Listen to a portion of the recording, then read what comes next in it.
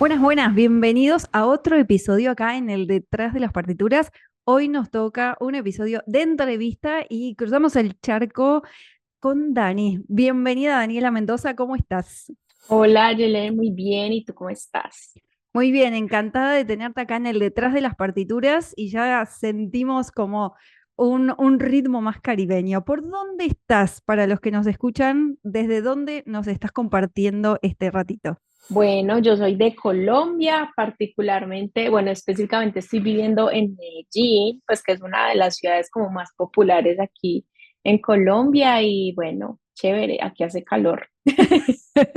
Genial, me encanta, sí, por acá también. Y nosotros ya nos conocemos, tenemos algo que compartimos en común y me encantaría que lo explayes y que nos cuentes quién es Daniela Mendoza acá en el Detrás de las Partituras. Bueno, yo soy actualmente psicóloga para músicos. Les cuento pues como que yo empecé como en mi mundo en la música más o menos a los 14 años, desde antes ya, pero particularmente con el clarinete, que es el instrumento que interpreto, empecé más o menos a los 13 años, 14. Y desde entonces, pues he amado un montón la música. En algún punto tuve que desistir de la idea de estudiarla de alguna manera y siempre me ha gustado la psicología. Pero entonces decidí unir como estas dos disciplinas de alguna manera y desde entonces me dedico particularmente a la intervención uno a uno con músicos. Me dedico a la psicoeducación a través pues de mi página en Instagram y también hago un trabajo de investigación alrededor de eso, pues porque la psicología para músicos existe, pero aún falta muchísimo por saber, por investigar y bueno, también hago por ahí como por los laditos investigación a mi modo. Me encanta, me encanta. Sí, sé que venís desde, incluso en esta hoja de ruta que conocemos, es desde el lado de como clarinetista en una orquesta que diste tus primeros pasos, pero me encantaría que nos cuentes en qué momento viste que era importante unir esta vertiente, la de la psicología, con la de la música. Bueno, yo desde que estaba en la universidad haciendo mi pregrado en psicología, recuerdo mucho que todo el tiempo, mientras yo pudiera unir la psicología con la música, en los trabajos yo lo hacía, pero siempre fue una perspectiva muy desde lo cognitivo, es decir, cómo favorece la música, el desarrollo, ¿sí? Y Ujú. ese tipo de cosas me parecían interesantes, pero a la par yo estaba sufriendo un montón de cosas en mi ámbito musical. Mm. Me sentía súper insegura, me daba mucho miedo tocar, ahora porque como ya estaba estudiando otra carrera y estaba también haciendo mis actividades musicales, me sentía muy mal porque no podía estudiar mucho, entonces era muy difícil. Y toda esa situación me llevó a pensar como, venga, en estos espacios musicales realmente no tenemos como mucho apoyo psicológico. ¿Será que eso existe? Eso fue justo como yo ya estaba terminando como mi carrera, me hacía esa pregunta como que eso existirá, eso pasa, esa idea se quedó ahí y no fue hasta que me gradué y me vi pues como en la necesidad también de encontrar como lo mío, porque a mí me encanta ser psicóloga, pero yo sentía que tenía como esta deuda. Entonces, hace un año y medio más o menos, en una conversación con mi mejor amiga, yo le decía como, tengo ganas de hacer como este proyecto hace mucho tiempo, pero no lo hago porque me da miedo, porque no sé si pueda servirle a los otros y mi amiga como que pues por supuesto que eso va a Claro. servir, por supuesto. Y ahí empecé a darle como desarrollo, pero Ujú. también esto viene de algo muy personal porque yo sufrí en mi formación musical de muchas cosas, de Ujú. muchas y nadie me orientó, nadie me ayudó y estoy segura que fue por eso que yo no terminé estudiando música más que Seguramente. porque quería seguir más la psicología. La verdad, la psicología fue mi plan B. Mi plan A Total. siempre fue estudiar música y no supe manejar toda esa situación, el hecho de que me dijeran como no sirves, es mejor que te dediques a otra cosa y bueno, Ah, por Qué, ahí. qué real y qué importante también divulgar esto, ¿no? Por eso estamos acá en este episodio, ¿no? Me parece Ujú. importante poder divulgar esto porque una de las cosas que, como docente en mi caso, ¿no? 12 años dando clase, pero antes con todos otros tantos años, más de una década antes de vivir situaciones así, pero muchas veces pasa que por insistencia, por perseverancia y sobre todo por amor a la música se dan estas dos realidades, el que lo deja y el que sigue.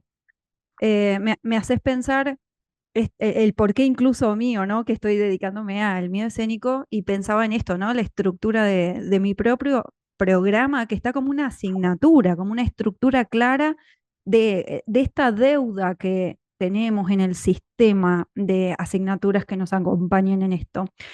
Así que quisiera como hilvanar esto que estamos conversando con el rol y la importancia de hablar entre colegas, como lo hacemos muchas veces, porque atrás de escena nosotros venimos conversando y la importancia que tiene el rol en el desarrollo del músico, el rol psicológico, el del psicólogo. Me gustaría que comentes un poco de esto, Dani. Claro que sí. Bueno, mira, yo he notado que hay como una parte de la psicología de la música, como ya te había contado, Mm, que se enfoca particularmente en la parte cognitiva, en definir cómo es que la música favorece el desarrollo de cierto tipo de habilidades, cómo se desarrolla con otro tipo de conocimientos, cómo hace el músico para desarrollar sus habilidades. Digamos que esa parte es bien interesante porque por supuesto también ayuda mucho al tema del rendimiento y todo lo que tiene que ver con la capacidad para tocar bien. Sin sí, embargo, hay otra área de la psicología que es la psicología clínica, que es la que se encarga específicamente de la atención especial a este tema de las áreas musicales. Entonces, ¿qué pasa? Que en mi caso, por ejemplo, yo trabajo con ambas cosas, pero me enfoco más en lo que atañe a la salud mental, ¿sí? total. Y a la salud mental refiere qué es lo que interfiere en que el músico pueda tener una práctica musical saludable. Sí. Entonces, esa parte me parece a mí que es muy importante porque si bien, por supuesto, es necesario entender cómo es que los músicos aprenden la música y la internalizan todo el tiempo, me parece a mí que también todo lo que ocurre alrededor del contexto del músico también tiene que ver con esa facilidad para aprender.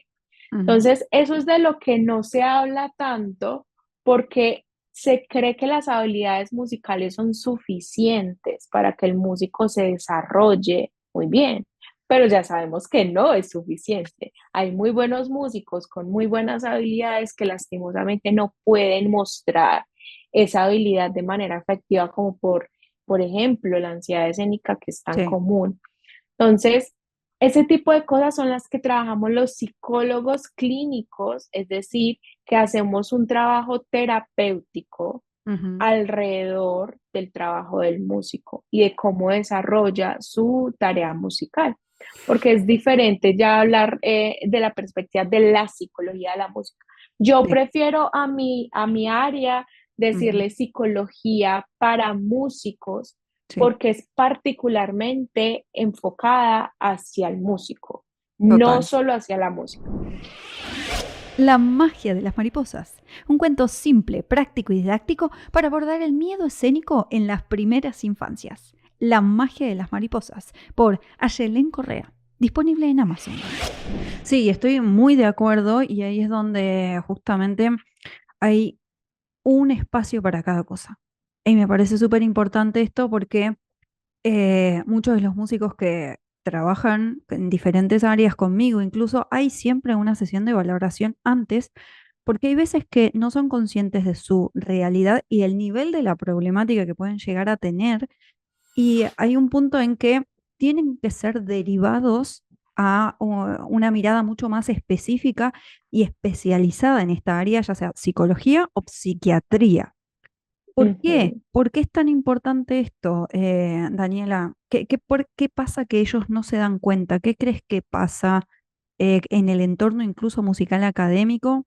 Que hasta que el problema no nos obnubila, no somos conscientes de él. Para mí, eso que acabas de decir es tan importante porque realmente ahí es donde reside gran parte del problema. El músico puede trabajar su problema de forma individual, pero siempre que llega al contexto es muy difícil. Entonces, yo digo que lo que hace que este tipo de dificultades se mantengan son justamente las creencias y las valoraciones con las que con la que nos enseñan. De repente decirle al músico, mira, tienes que trabajar o estudiar durante 8 horas, si no, no va a ser efectivo. Ujú, Es sí. como, ok, no todo el mundo puede mantener la atención durante tanto tiempo No, y entonces absolutamente uno, no. Básicamente, o sea, sí, 8 horas es algo eh, ilógico para, incluso para yo, el con, cerebro humano, básicamente. yo he conocido gente que estudia hace tiempo y es como, y hay un displacer ahí, ¿no? Porque también he conocido músicos que están en un estado de flow y ni se dan cuenta que el tiempo Sí. pasa y hasta ahí me parece que es sano. Ujú, Pero cuando eso afecta la calidad de vida del músico, claramente a ella es como hay que prestar atención. Entonces, las creencias, hay muchas creencias. La idea de que el buen músico solamente es aquel que se desenvuelve bien en el escenario y que si no puede hacerlo, entonces no puede ser músico, ujú. Sí, cuando eso se absolutamente. puede trabajar. El hecho de que los músicos terminen creyendo que si tocan en X o Y agrupación musical importante, solamente así va a tener sentido su carrera, por ejemplo. Ujú, Entonces, creo que el problema más grande son las creencias que hemos heredado de esos modelos arcaicos, ¿sí? Y esos modelos que dicen como que la música se tiene que hacer de esta manera porque así existe y así nos enseñan.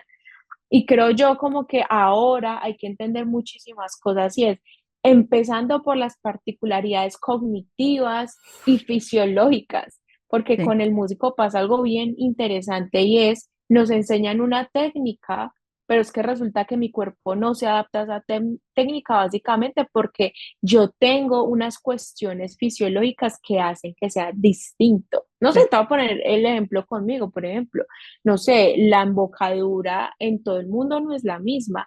Y el hecho de que alguien tenga la embocadura un poco más torcida, un poco más derecha, no significa que lo haga mal, simplemente es que su cuerpo responde así a esa manera de emboquillar.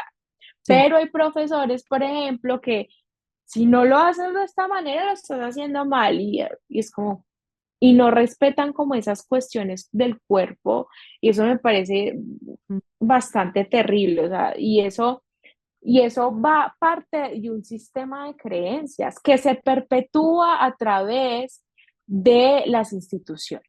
total, total. Y acá quiero entrar un poco en la institución, porque a veces pensamos que solo el diagnóstico puede estar, o sea, o necesita el diagnóstico el músico, pero muchas veces pasa que los docentes y el bendito sistema no hace a que eh, haya ¿cómo decirlo? Un ecosistema sano desde el inicio. Es decir, si tuviéramos que hacer un control psicológico como docentes, como personas, podríamos incluso evitarnos algunos tantos problemas que aparecen. Y quiero entrar acá en la cuestión bien de diagnóstico psicológico. Acá puede haber un docente y un alumno que se amolda con un contexto pero que no es sano. ¿Cuáles son los diagnósticos o las acciones o las cosas que tenemos que estar atentos, que se repiten o que ves más en consulta habitualmente en tu caso? Sí, bueno, esto que voy a decir es algo como que he encontrado de forma generalizada Ujú, en músicos de todas partes del mundo. He tenido la oportunidad de atender músicos de muchos lugares. Pero hay unas cosas que sí son como muy específicas en el ámbito académico. sí. Y en este ámbito académico, por ejemplo, la ansiedad escénica es una cosa que se repite constantemente. De hecho, yo me atrevería a decir que la gran mayoría de las personas que yo he conocido haciendo música, y no solo siendo mis pacientes, sino también mis amigos, mi círculo está Ujú. compuesto particularmente por músicos, más que por psicólogos. Entonces, de hecho, ahora que lo pienso, no tengo tantos amigos psicólogos. Entonces, ¿qué pasa? que la ansiedad escénica es algo que está súper presente, Mm, ¿sí? Pero lo que me he dado cuenta es que detrás de la ansiedad escénica también hay unas condiciones psicológicas de base. Las personas que son ansiosas, es decir, que de rasgos son ansiosas, suelen desarrollar muchos problemas de ansiedad alrededor de la música. Entonces, no solo la ansiedad escénica, sino que hay muchos músicos con ansiedad social que también sufren un montón porque esa ansiedad social se mezcla con la ansiedad escénica y bueno, tú y yo sabemos que la ansiedad escénica tiene un componente del miedo a la valoración externa sí, bastante grande. sí, sí. Entonces, esas dos situaciones se terminan mezclando. Un problema muy común también es lo que tiene que ver con estas tres áreas que a mi parecer, si no están en equilibrio, hacen que el músico desarrolle síndrome del impostor, que esos son temas también que se ven mucho, síndrome del impostor, autosabotaje, y es un mal concepto de sí mismos, es decir, un autoconcepto deficiente, una Ujú. autoestima deficiente y una autoeficacia deficiente. Total, Y total. esas tres cosas cuando no están bien alineadas terminan obviamente afectando pues como el tema de la práctica como tal y esta sensación de seguridad que necesitan tener los músicos. Otra que obviamente no tiene, no es como muy, no la dicen particularmente los músicos, pero el consumo de sustancias es muy común también. Uf. Y de Ni- eso me he dado cuenta, mucho, no porque esa sea la demanda, sí, sino porque en consulta nos damos cuenta que el sí. consumo de sustancias está afectando y entonces ahí ya empieza, ibas a decir Sí, algo. sí, y que justamente en el último proceso, que esto lo hemos debatido, pero nosotras hay cosas que ya venimos conversando por este tipo de temas que me parece importante, ¿no? Lo remarco, cuando tenemos colegas que podemos conversar algunas cosas, es importante trabajar en equipo. Esto del consumo de sustancias, háblese variado, no solamente lo que conocemos y que vemos en el día a día de a pie, que están legales, entre comillas, depende del país, pero en que en general ya está normalizado, sino también las que sugieren docentes, que esto me vuela la cabeza del nivel de inconsciencia y negligencia. Por eso te hacía esta salvedad de muchas veces los docentes son los que transfieren estos malos hábitos o estereotipos del deber ser del músico académico y que después pagamos con creces a lo largo de nuestra vida como músicos también, como escénicos, sobre todo como escénicos, porque cuando uno se replantea algunas cuestiones en el quehacer cotidiano como docente, bueno, puede mejorar, pero hay una marca, una huella que nos dejan los docentes malos y negligentes docentes es complejo trabajar, abordar y por eso acá hago siempre la diferencia entre lo que yo puedo acercar y transformar y guiar y la cuestión ya patológica que tiene que ser tratado por un psicólogo, un psiquiatra. Quiero que comentes De, un poco esto, por favor. de hecho, gracias, Aye, por mencionarlo, porque otro motivo de consulta recurrente es el que siempre tiene que ver con un profesor Uf, violento. sí, Yo me atrevería a decir que un montón de los problemas que atiendo involucran a un docente así. Y eso es, yo confieso que yo muchas veces he sentido muchas ganas de llorar con las historias que he conocido de músicos que sus profesores, hay una violencia psicológica y pedagógica tremenda, o sea, no es algo como, y uno pensaría que hasta época eso ya no pasa, no, no. mentiras, mentiras, eso pasa con mucha frecuencia, y esa es una de las cosas que yo me he dado cuenta que más realmente afecta al músico, incluso el entorno se hace mucho más hostil Sí. porque a veces incluso nosotros mismos con ciertas prácticas favorecemos esa hostilidad, Mm. pero un mal profesor hace tanto daño porque es que además el profesor es la figura que el músico termina idealizando y es yo quiero ser como mi profe. Sí, Si esa figura de repente no es tan sana, no es tan saludable. Y yo noto eso en mi docente, incluso sabiendo racionalmente que mi docente es la persona más adecuada para enseñar, uno termina naturalizando esos comportamientos, los internaliza, los acepta y los termina replicando. total, total. Eso a mí me parece muy peligroso porque es que realmente los docentes no son cualquier figura en la vida del músico. Y digo en la figura del músico porque lo voy a poner con otros ejemplos. Bueno, yo atiendo otras poblaciones también, no músicos. Son en menor proporción, pero lo hago.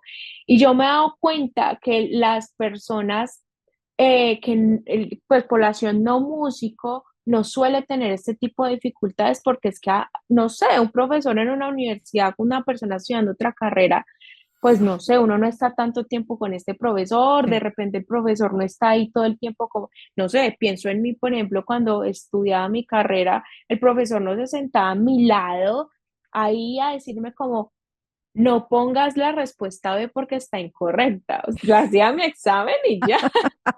No, en cambio el profe Sí. está ahí todo el tiempo, como Mm, obviamente corrigiendo, pero no solo corrigiendo, sino también transmitiendo sí, su ser, sí. lo que es. Entonces, eso es bien delicado. Entonces, el profesor tiene una responsabilidad grandísima porque o es constructivo o destruye por completo.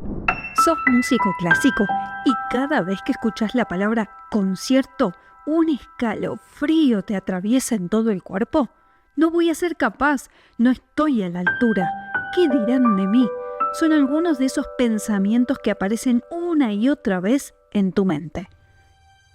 Quiero decirte que he creado un audio training gratuito para ayudarte con los síntomas de tu propio miedo escénico. Haz clic en el enlace y libera todo tu potencial. Y acá es donde también entramos en cuando normalizo esto, es decir, voy al aula y normalizo que haya un destrato, un maltrato, una negligencia o lo que sea, es porque quizás, digo quizás entre comillas, porque algunos casos no se dan, son los menores, pero en general tenemos una realidad que contribuye a normalizar esto. O sea, el miedo escénico y la displacencia escénica es multicausal, porque si yo Ujú. normalizo algo que traigo desde casa, que ya está de base normalizado, seguramente lo vaya a replicar. Y acá me parece interesante hablar un poco de introyectos, que dentro de la psicología es bastante habitual hablar de esto. Yo intento comunicarlo y vos también en tus redes, pero quisiera que profundicemos qué quiere decir el introyecto, qué es, cómo se genera en una persona habitual y cómo se da en el músico puntual. Bueno, esto es muy, muy interesante porque el músico sí tiene una particularidad en su personalidad, ojo, y esa particularidad también se fundamenta desde que el músico empieza con su carrera.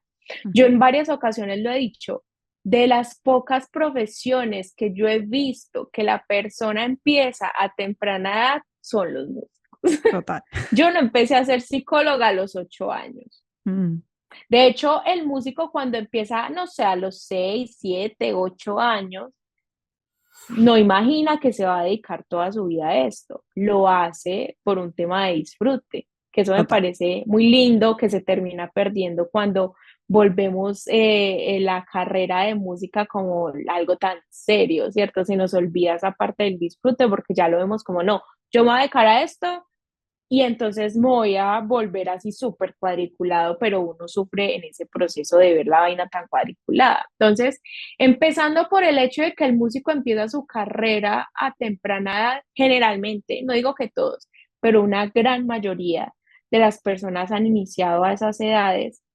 Eso, por supuesto, hace que el ser del músico sea bien particular y distinto. Pero más que particular y distinto, quiero decir una cosa y es, si el contexto en el que el músico se desarrolla no es sano, ¿qué va a pasar? Se va a replicar básicamente. Hablamos de una escena matriz y la réplica perpetuada hasta que nos hartamos de estar hartos y dedicamos nuestro tiempo al cambio, ¿no? Exactamente. Entonces, lo que termina ocurriendo es que por muchos años el músico termina replicando esos patrones de conducta, las creencias, los pensamientos alrededor Mm, de lo que hace como músico, y cuando empieza a sufrir, cuando empieza el malestar psicológico, es ahí donde es como, ¿qué me está pasando? Porque estoy sintiendo que ya no me gusta la música, no me sí. gusta tocar, me siento incómodo. Pues además hay personas que llegan a ese nivel, ¿no? Es como, es que yo ya no quiero esto. Y no es que Ujú, no lo quieran, lo que no les gusta es lo que hay alrededor de eso, pero total. siempre lo han querido, ¿sí? Entonces, los músicos tienen muchas particularidades, entre ellas también el hecho de que su carrera los hace exponerse todo el tiempo. Sí. El músico no hace música, bueno, si la hace para sí mismo, me parece que ese es eso es lo primero que el músico debe buscar. Si se siente bien consigo mismo haciendo música, hacerlo para otros va a ser más sencillo. Pero la cuestión es que el músico todo el tiempo está sujeto a esa valoración externa de Sí, jurados, de público, de profesores, hasta de la familia, ¿no? Es como, sí. tú tocas el piano, ay, tócame el cumpleaños o tócame esta canción. Claro, Todo el tiempo están ahí como sí. mostrando que lo que están haciendo está valiendo la pena y que lo hacen muy bien.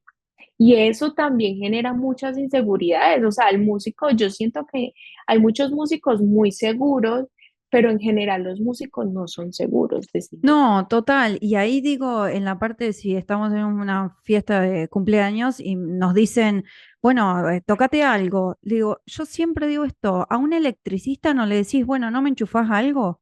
No, a un abogado no decís, ¿no me defendés algo? A, a una profesora de lengua y literatura, ¿no me escribís algo? No. Digo, tampoco somos marionetas de estar mostrando nuestro quehacer, porque si estoy en una fiesta de cumpleaños, yo también estoy de fiesta. Y esto es importante también aprender a decir, no, pará, yo también estoy de fiesta, no tengo por qué hacer tu marioneta o tu entretenimiento porque yo me dedico a hacer un arte escénica. Y acá hacemos otra acotación de no necesariamente todos los músicos tienen o deben ser escénicos. Hay tantas otras profesiones que no son escénicas y también necesitan de una expertise musical académica al mismo nivel que un instrumentista. ¿Esto surge en consulta, Dani?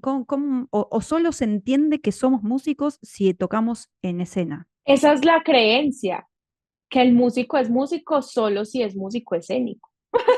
Mm, Y de hecho es una cosa que trabajo un montón. ¿Sabes?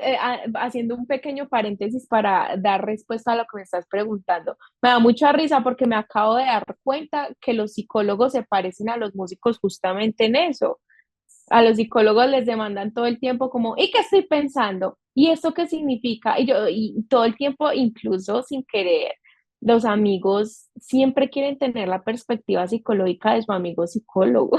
Es como, a los músicos les pasa lo mismo, como cántame, tócame, haz esto, es mm. como, y también es como que una vez vi un meme muy charro que decía como que algo con el músico que todo el tiempo le demandaban tocar. Entonces hacían como una analogía con los ginecólogos. Es como que tú no le Dios, dices a un ginecólogo. ¿no me miras acá? Ajá, Dios mío. exacto. Sí, Pero total. también es responsabilidad nuestra aprender a decir basta, hasta acá llegué. Ponerle límites a la situación, sí, Que el total. músico es un tema que nos cuesta estas dos cosas, decir, mira, no soy tu entretenimiento, no necesariamente tengo que ser músico escénico, y por el otro lado, basta, hasta acá llegaste. Estos tres Ujú. temas son muy recurrentes, ¿verdad? Y de hecho, anudándolo también con lo que me preguntabas acerca de esta creencia, ¿no? Mm. Hay una creencia y muchos músicos llegan a mí diciéndome como, es que yo no quiero ser solista. A mí me encanta tocar en orquesta y en agrupación. Yo no quiero, y no quiero ser el violín concertino. Concertino. No, no, no, No quiero, claro. exacto. Sí. Yo no quiero eso. Yo quiero simplemente hacer las cosas bien. Y ya. y ser músico y disfrutar de la música porque me gusta la música en comunidad. Ah, Sí, no, es que yo soy músico y me va bien tocando, pero me encanta la pedagogía, por ejemplo. sí.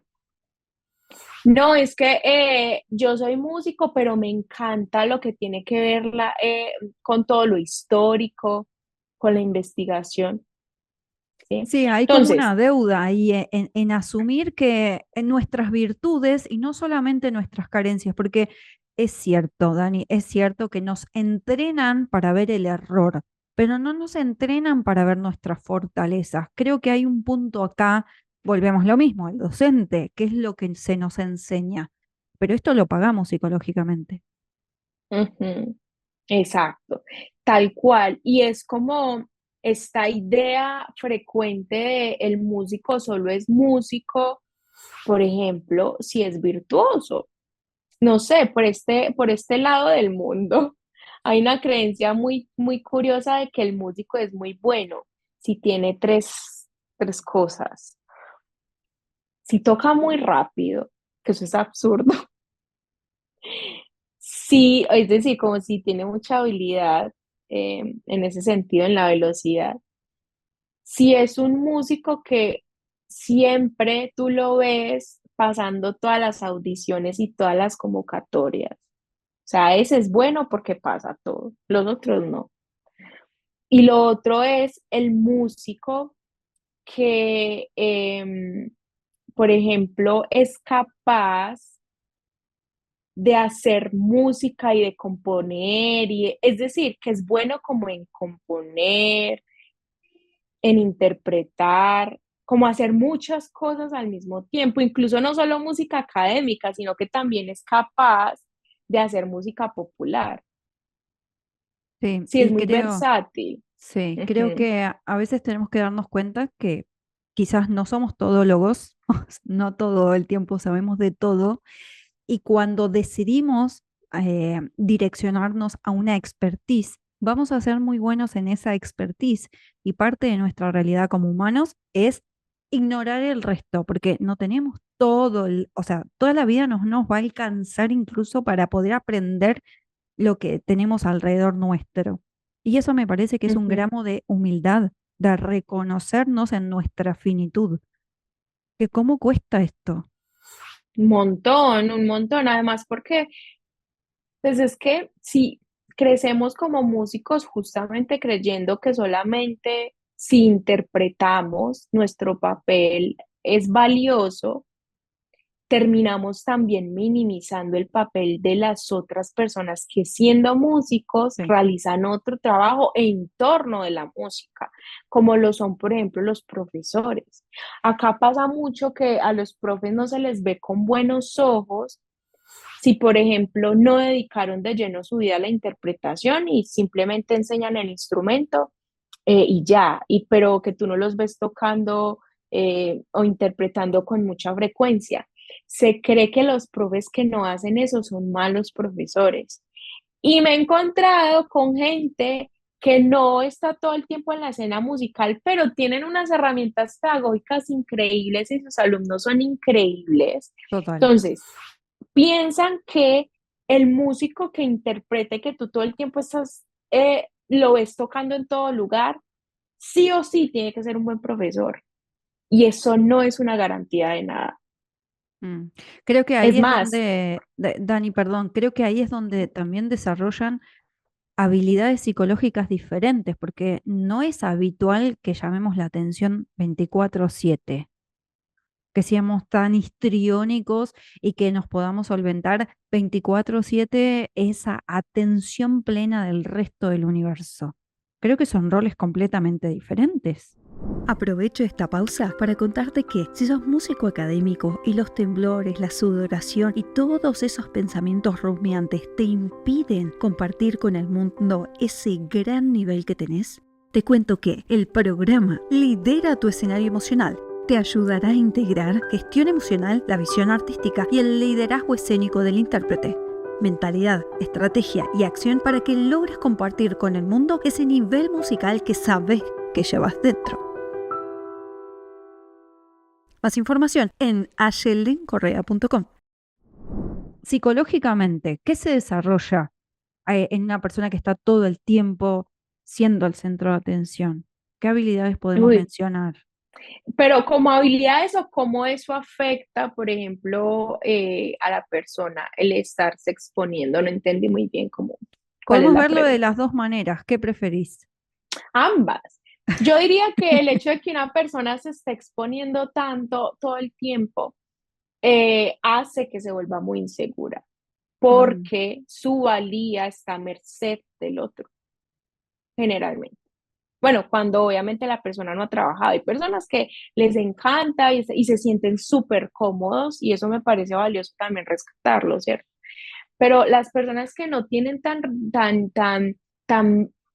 como que esos cimientos de la autoestima, del autoconcepto, no están tan bien, están a merced del otro, están a merced de que sea el otro quien diga que lo que están haciendo está bien, que sea el otro quien dictamine que lo que están haciendo vale la pena, ¿sí? Y entonces si yo le dejo al otro eso, lo que yo piense acerca de mí ay, ay, ay, no va ay, a ser ay. suficiente Dios mío, entonces ahí derribamos un mito de cuantos más conciertos, menos miedo. completamente, Porque completamente. no es lo mismo empujarnos obligadamente a como dé lugar a dar conciertos arriba de cualquier tipo de escenario a que trabajar nuestros cimientos que decís de la autoestima y después poco a poco de manera controlada ver de qué forma voy reaccionando y qué tengo que ir apalancando. Exactamente. Y de hecho, si uno lo piensa, por ejemplo, algo positivo de exponerse es justamente darse cuenta que lo que yo necesito no es la validación ni la valoración positiva eterna de quienes me están escuchando o viendo. Lo que yo necesito es sentirme cómodo en ese espacio, entendiendo que aunque las cosas que yo hago no le gusten al otro, si yo lo estoy disfrutando y lo estoy haciendo de manera genuina, eso debe ser suficiente para que yo me sienta bien. No esperar, incluso lo digo yo, uno no debería esperar ni siquiera eso en una audición. La audición es muy importante porque yo lo quiero hacer bien y trabajo para hacerlo muy bien. Pero si yo en una audición estoy tan pendiente de no me voy a equivocar, estoy cometiendo un error en términos de la atención. Y de pronto esto es muy interesante hablarlo justamente porque hay músicos que piensan que por estar pendientes del error van a cometer menos errores. Y por supuesto, si le demandamos más cognitivamente a la mente, una doble atención, además, porque si yo estoy pendiente de no equivocarme, pero además de todo lo que implica lo musical, estoy dividiendo mi capacidad atencional en dos partes. Y eso es muy charro porque, bueno, charro es chistoso acá, es muy chistoso porque es como el músico piensa que estar más pendiente del error lo va a salvar. Al contrario, va a hacer que se equivoque más porque yo estoy prestando la atención a, si yo me equivoco, mi atención ya no va a estar ubicada solo sobre los elementos musicales, es decir, uno cuando está en una audición, la partitura, que estar afinado, que voy en el tiempo, que lo que hay alrededor, es decir, un montón de cosas. Si yo a eso le añado otra cosa, como el miedo al error, automáticamente la atención se va a dirigir hacia otro lugar y el desempeño no va a ser el más óptimo. Total, 100% de acuerdo. Quisiera que retomemos un poquito el tema de los diagnósticos, como para que aunque Ujú. sea lo escuchen acá los que están del otro lado en el detrás de las partituras, diagnósticos que pueden dar, o los más habituales dentro del mundo del ecosistema musical. ¿Qué es lo que más ves? ¿Cuáles son las patologías o diagnósticos que más se repiten? Además de la ansiedad escénica, que ya lo mencionamos. Ujú, ok, bueno, ansiedad escénica que es puntualmente, por ejemplo, sobre el tema de músicos, pero hay músicos con patologías de base, como el trastorno depresivo mayor, que es Mm, muy frecuente, la ansiedad en todas sus variantes, lo que pasa es que es difícil hablar de ansiedad pura, es decir, como, no sé, tener un estado ansioso con ansiedad pura me refiero a solamente el estado de sentir mucho miedo hacia el futuro, estar Mm, pensando en cosas, porque de la ansiedad se derivan muchas cosas. Entonces he encontrado un montón y he hecho diagnósticos muy comunes de ansiedad social en músicos, ok. muy frecuentes también. Distimia, que es un trastorno depresivo, es lo que le llaman por ahí como un poco la depresión funcional, sonriente. Son personas que funcionan bien aparentemente, pero la vida les pesa un montón. Ujú.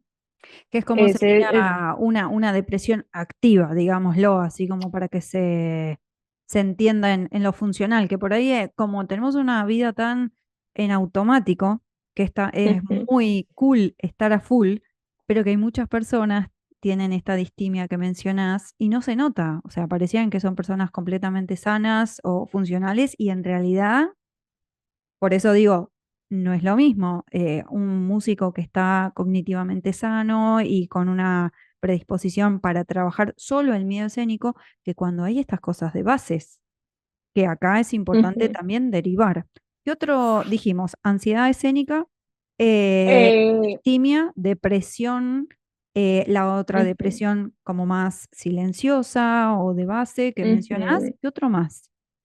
El TOC, uno Uf, pensaría que no, trastorno obsesivo pero el compulsivo. trastorno, sí. Yo, eso me parece bien curioso. Mira que Mm, hasta incluso yo misma, yo voy a develar yo he tenido TOC en el pasado, de pronto ahora está más controlado, ahorita no tanto, pero me he dado cuenta que hay muchas personas, mm, muchos músicos que padecen de TOC con mucha, y es un TOC bien interesante porque pueden ser TOCs respecto a otro tipo de cosas. Hay gente que piensa que solamente tener TOC es esa gente que se lava las manos, que cuenta las baldosas, los pasos. No, eso va mucho más allá. Y he notado que los músicos que son muy hiperexigentes, mm. es decir, que se exigen demasiado y son así súper, tienen unas reglas muy específicas, desarrollan TOC alrededor de eso. Entonces, hay una obsesión eh, como muy generalizada por el orden a lo que implica ser músico. Ujú. Entonces, estudio este número de horas, hago estas cosas y si se salen de ese marco, una cosa terrible y tienen unos rituales ahí bien interesantes para paliar esas ideas obsesivas. Dios. Entonces, eso pasa, eso es, yo pensé que eso, y cuando empecé a recibir pacientes Acá eso hay un también tema, pasa, sí.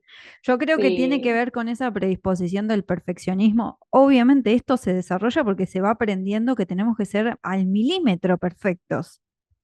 Y, exacto. y una cosa es tenerlo más o menos controlado y otra cosa es disparado.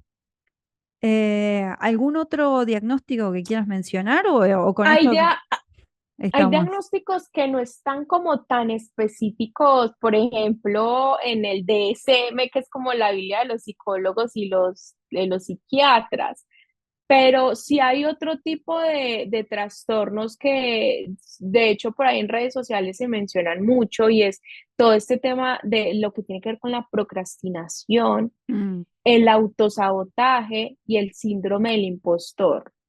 Esos son de hecho, me atrevería a decir que más que los otros ok. son muy comunes. Hay mucha gente que consulta por eso, por ejemplo, por la procrastinación.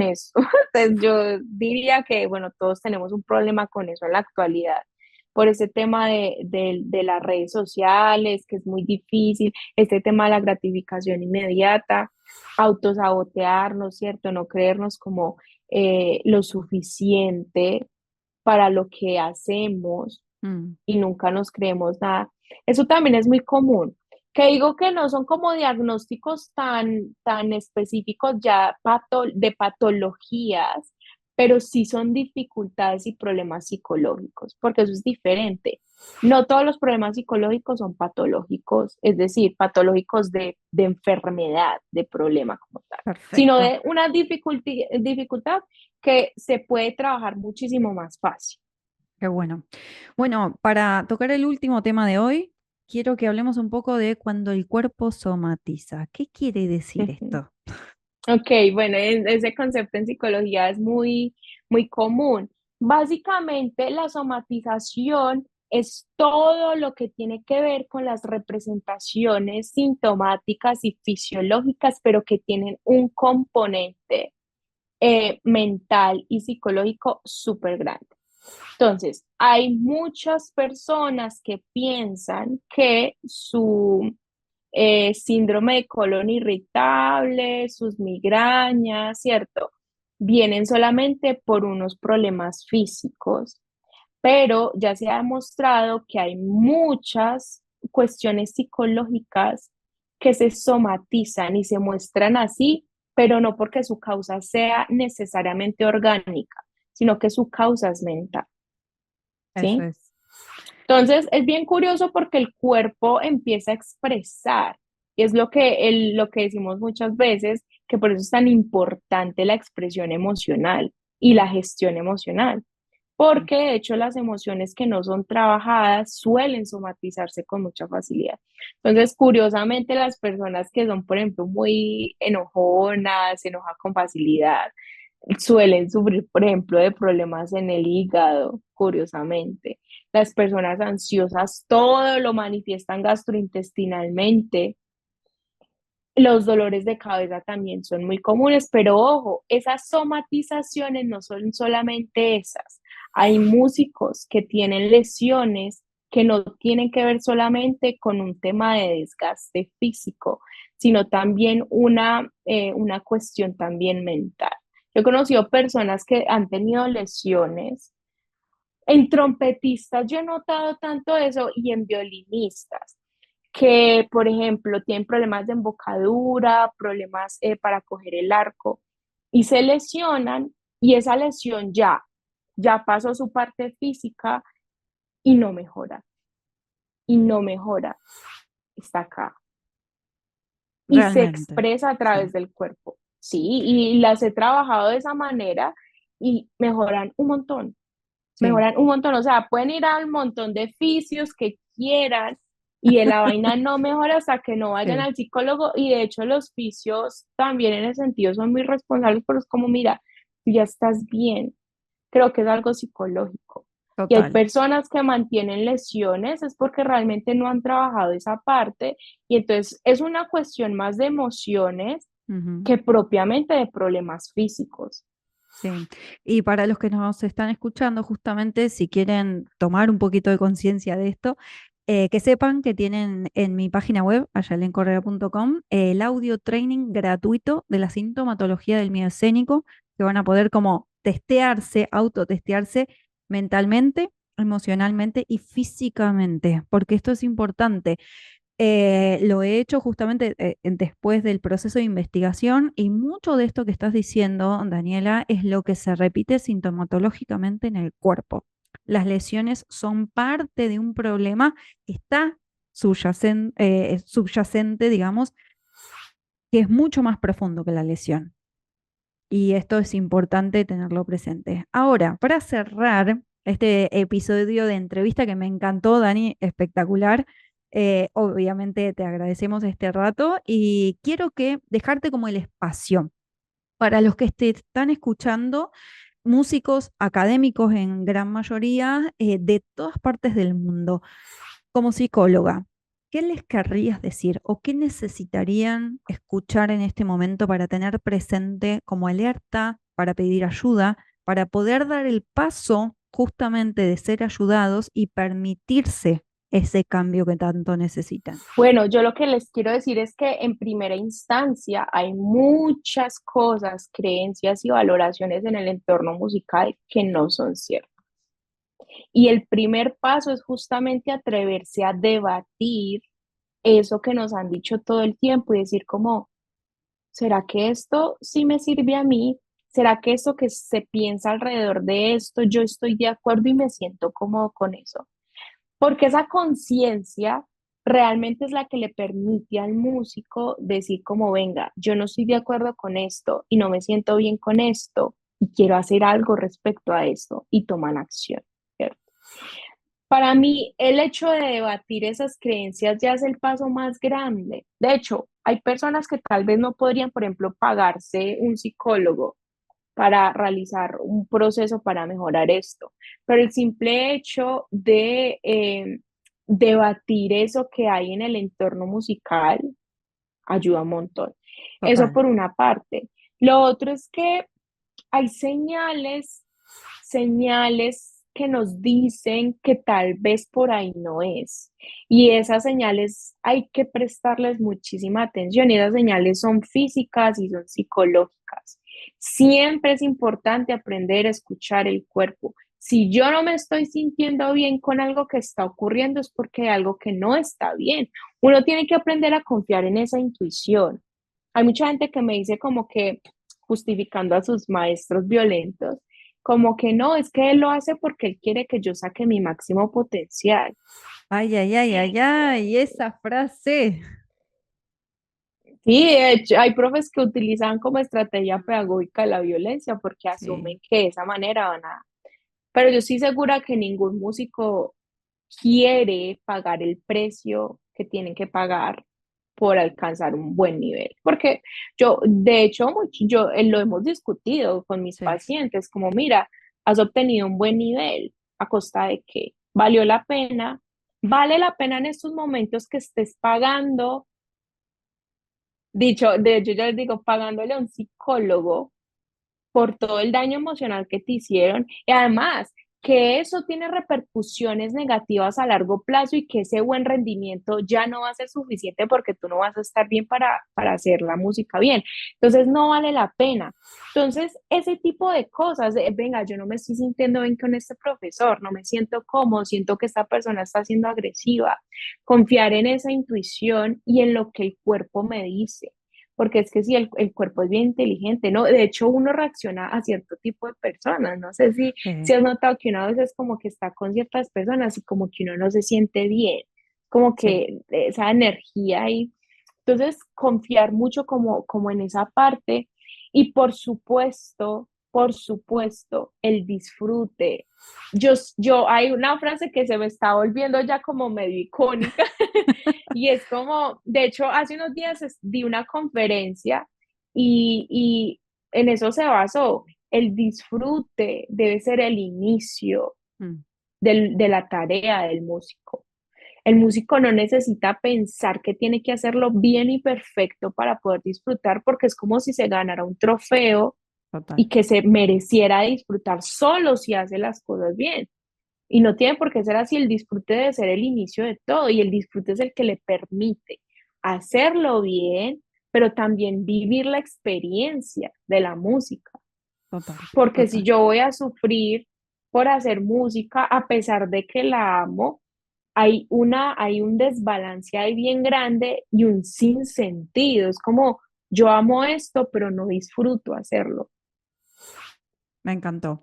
Dani, un placer. Gracias por estar acá en el detrás de las partituras y gracias a vos por Ujú. estar del otro lado escuchando siempre firme acá en cada episodio. Gracias, Dani. Voy a dejar todo en la descripción para que quienes quieran contactarte lo puedan hacer. Ujú. Y para el Claro que resto, nos vemos. Hasta la próxima. Te cuento que me encontrás en ayelencorrea.com. Ahí vas a descubrir cada uno de los espacios que creé exclusivamente para vos. Hasta la próxima.